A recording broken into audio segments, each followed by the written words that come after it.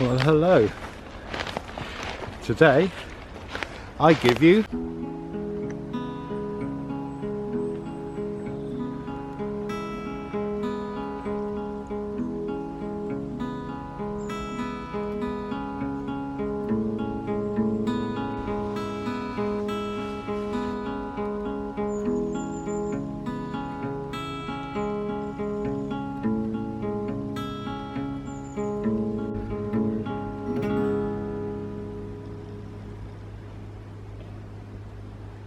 and here it is in the golden light of the sun.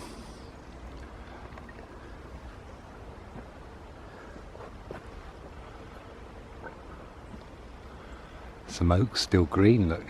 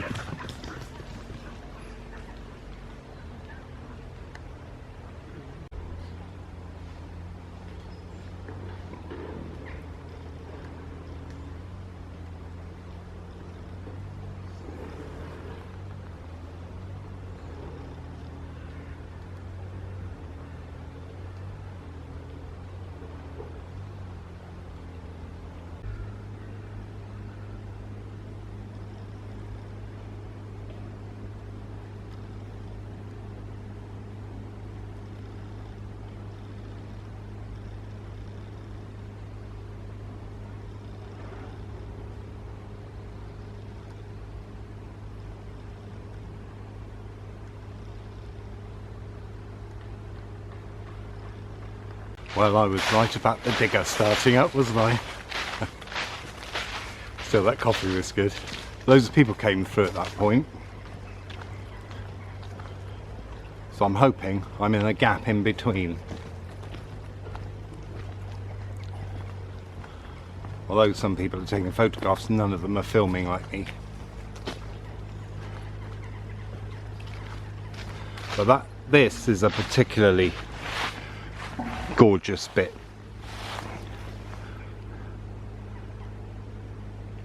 It's the focus of many walks, really. Look at this interesting bit of decay.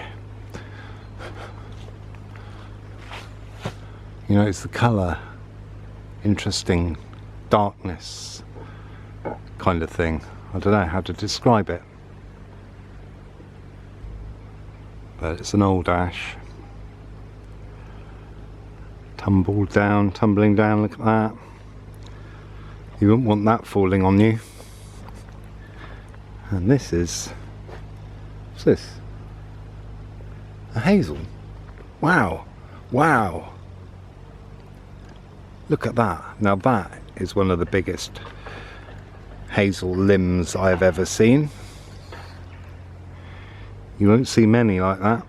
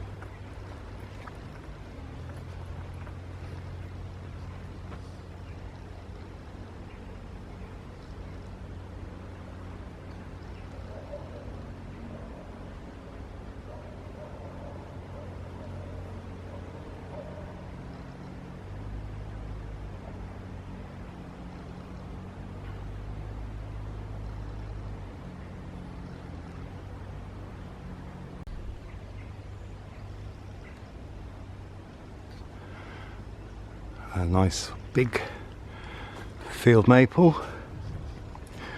We're coming out into a bit of an open bit here, but that runs alongside the river. And then descends down into the famous village of Castle-Gombe.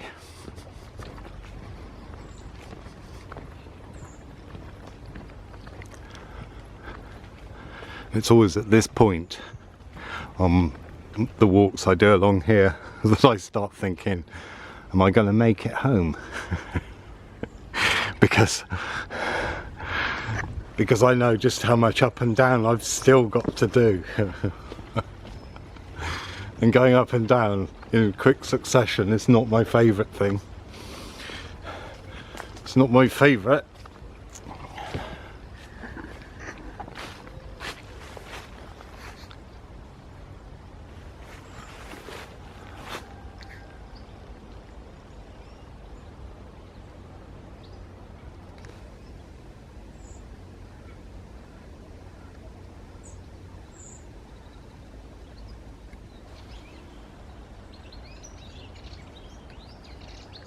Well, this particular stretch from the Sexy Wood to the bridge by the road that we'll come to, this is peppered with lots of old trees. It's actually quite refreshing to come through and see trees that are actually that old still. Although sadly they're all ash and seem to be on their way to death. But that's nature, isn't it? If you've got things living, there's always things dying.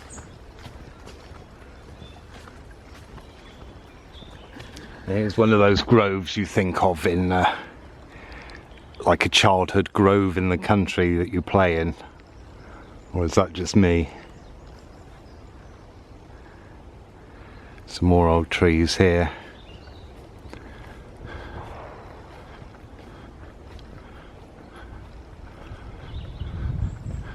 And here we have this one. It's just got that bit at the back. Look at that.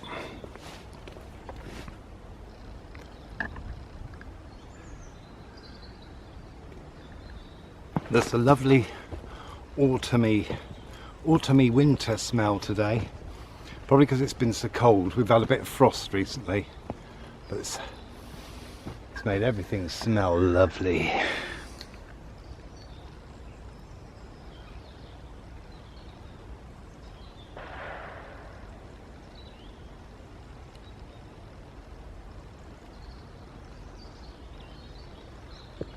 And nice to see it clear blue.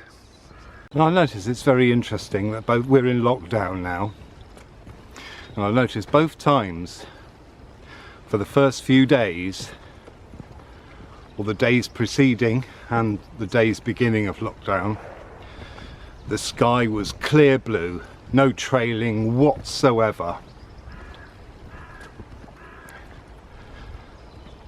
And I just think, yeah, of course, give everybody sunlight, give them a nice few days. They go, oh, isn't it lovely? Isn't it lovely out? Oh, I feel, you know, it's not too bad after all. Because I can tell you this, I've been working outside now for decades, 30 odd years. And I've been outside longer than that, and I can tell you that in recent years, certainly in the last 20, trailing goes on every day. Really early, because I'm out working by 7:30 in some cases, and there is a grid in the sky as I'm travelling to work,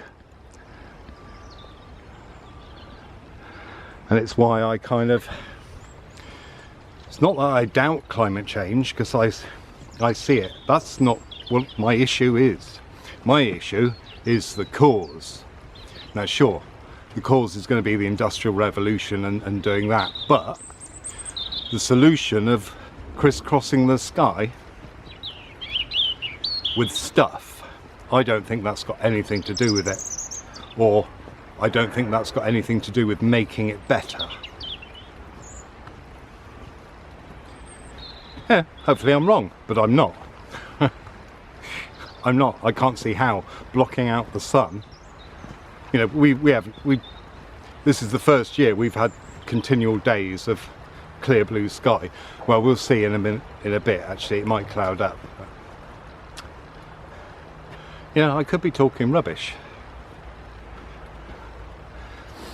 but my experience and everything I've seen and noticed through my life of doing what I do doesn't add up to what they're telling us.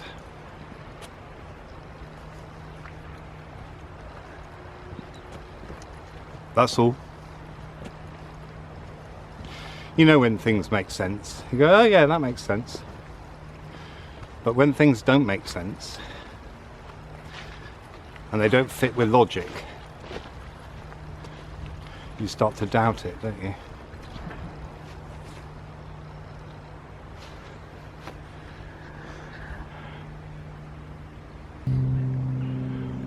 An old oak. More of those, please. More of those. And look, a little entrance into the other. Ooh.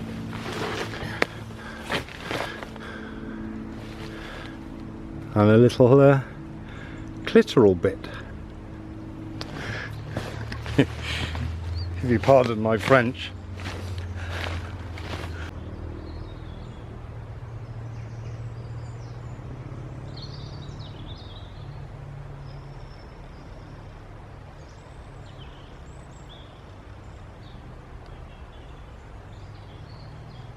See, because to my mind, the solution isn't to cover the sky with cloud or false cloud or whatever it is they put up there. It's to stop living the way we're living. That's what we do. And we commandeer all the fields that have animals on them. And we get the local people to make their own food.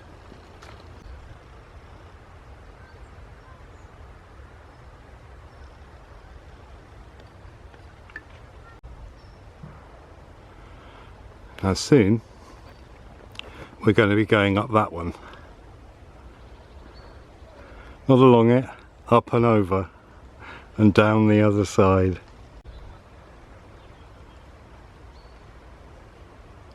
The light behind this tree is lovely. You just missed a real big squeal, an exclamation, look at this one! Now this is a spindle that's full of pink and wow.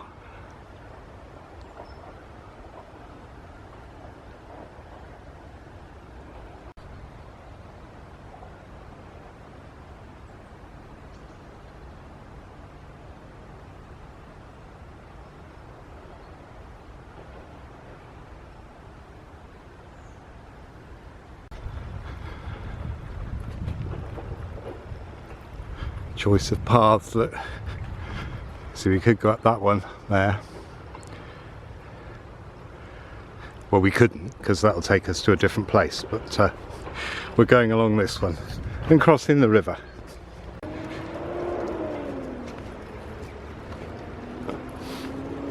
I thought it was locked down. What's going on? Anyway, yeah. I'll see. I've filmed quite a few already today, so I've got another few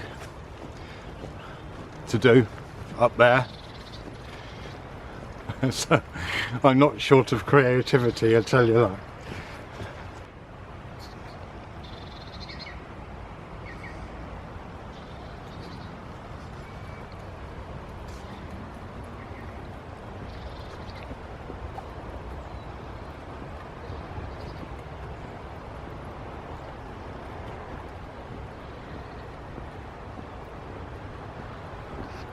Well, I planned it today like a military operation, quite literally. Well, not quite literally. I'm not armed. But, you know, I put a lot of thought into it, where I was going to go, what I was going to take, what I was going to film where, So I've got a lovely spot for lunch. Well, I say lovely. I have a spot for lunch planned. So I figured 2 breaks. Yeah, a third of the way and then 2/3 of the way. And that sounded good to me. Now that is water that we can hear. I know there are vehicles going along there, because the trouble is with having these, living somewhere where it does that, there are lots of roads have to negotiate the easy route. But I'm kind of just crossing them, trying to go along as little as possible. Now very often this bit is really muddy, severely muddy, but do you know what, doesn't look too bad today.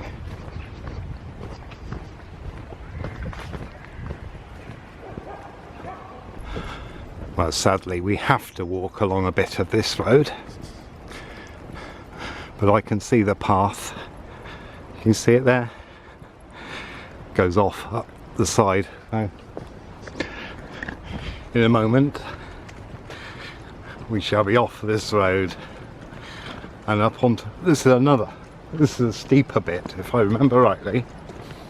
I don't know whether it was just because it was covered in snow or not, but there's the famous village of Castlecombe. I wonder, do you do little games where you go, oh, I wonder if I can do this before whatever? Like I used to have to flush the toilet and be down to the bottom of the stairs. That was my trick before it finished flushing. Okay.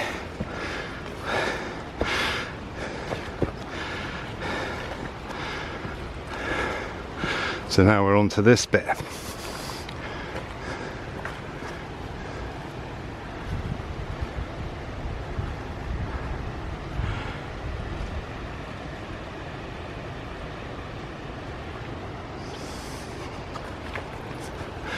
Wonder how many batteries I'm going to get through.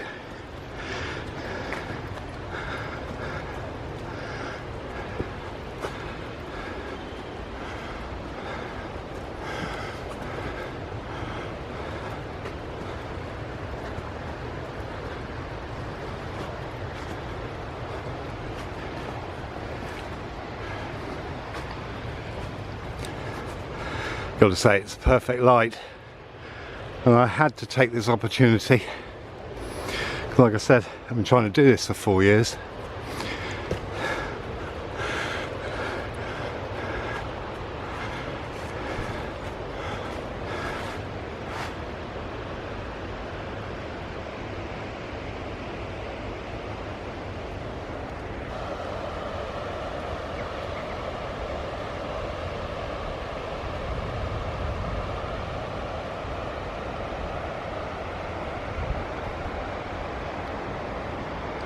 If anyone who's interested, I try and keep a balance between showing the countryside and showing me, because I don't want to overdo showing me unless I've got something to say. Do you know what I mean? So I don't want to show me walking, because you see all my walking faces, whatever they are. But look at that in there. That's the noise.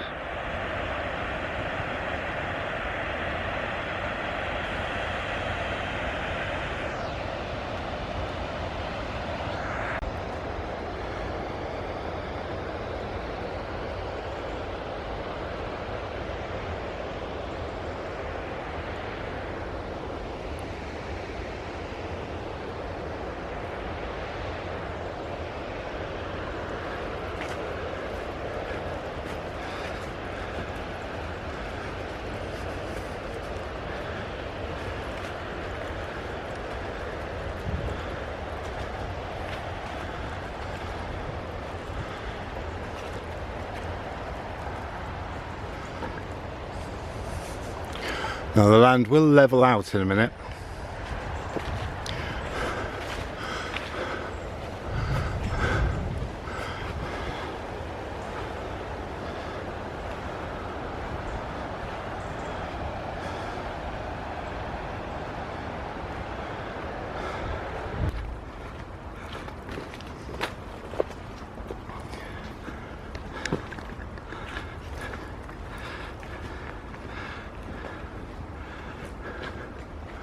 Oh, that's a nasty wet bit. Really not my favourite.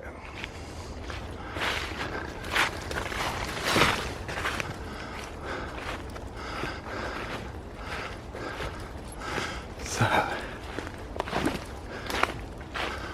ooh.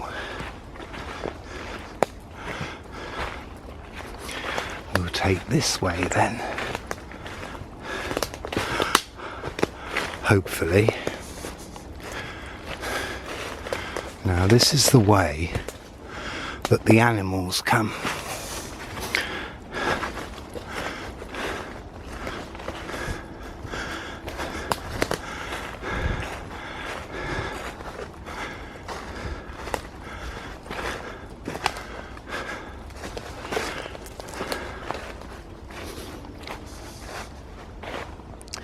And yes,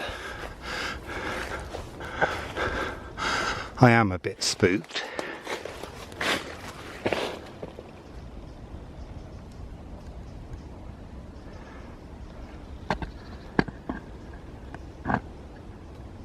Stardust.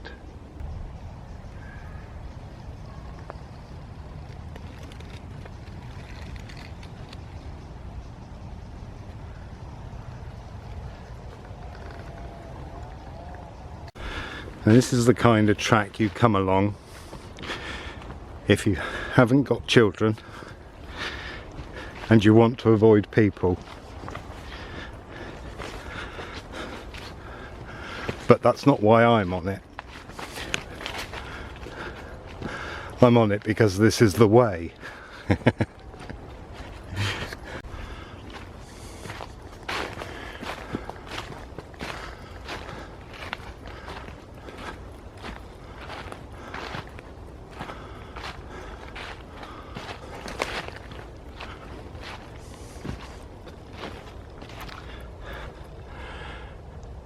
Now that's either for water or it's a little way for animals to get through.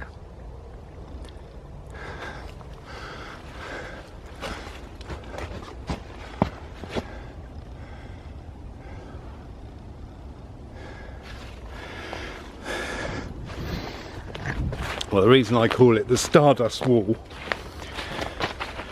is A, because Stardust was filmed down in the village, or parts of it, and B, because that wall is so similar to the wall in Stardust, if you've ever seen the film.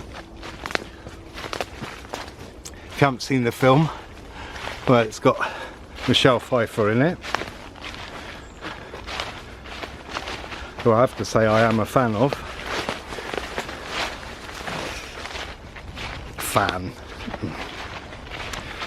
I don't know if that's the right word. But there you go. But it's funny, there is a story attached to this. It's not just a random look at a wall. I turned up, funnily enough, in the village where I now live, but I turned up to do the garden of a now motor racing friend of mine. Motor racing, let's say, well, he's 75 now and he's just won his 200th race, so that's quite a feat at the age of 75. Anyway, I turned up to do the garden and they came out and they said to me, him and his wife, they said, "Oh, we didn't expect you today." I said, "Why not?" He said, "Well, Michelle Pfeiffer's up the road filming, we thought you'd be an extra." And it transpired that they thought because of my looks that I would have been an extra. I didn't know anything about it. But when I saw when the film came out, I thought, oh, I'm gonna have to watch this. Not my step, but the film. And I saw this wall. And I thought, well, that's really interesting that they filmed it down here and this wall is here. So let's see if I can get a good shot of the wall. Now it does look different than when I first found it. It wasn't quite falling down. But it's a good film anyway. I think it's got Robert De Niro in it, hasn't it? And it involves a gypsy wagon and going between the worlds over the wall. Yeah, so you know, it's one of course I'm going to like it.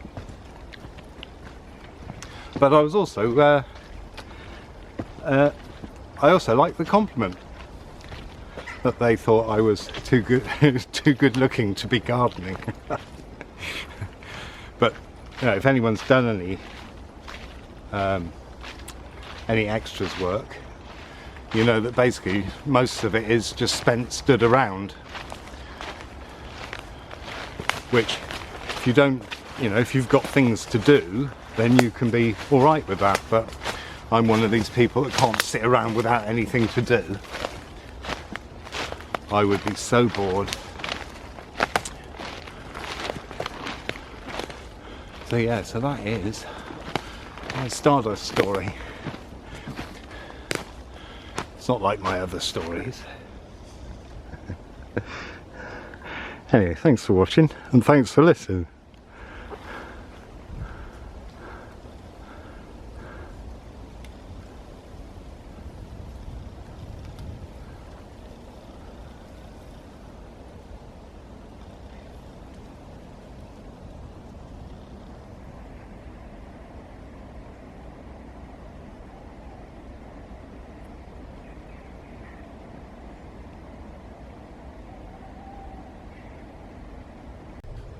Always like a bit of native euphorbia. It is euphorbia, isn't it? Not Daphne. No, it's Daphne, isn't it? You know, I knew it in the winter. It's very euphorbic. Is that a word? Well, I'm going to have lunch under this yew.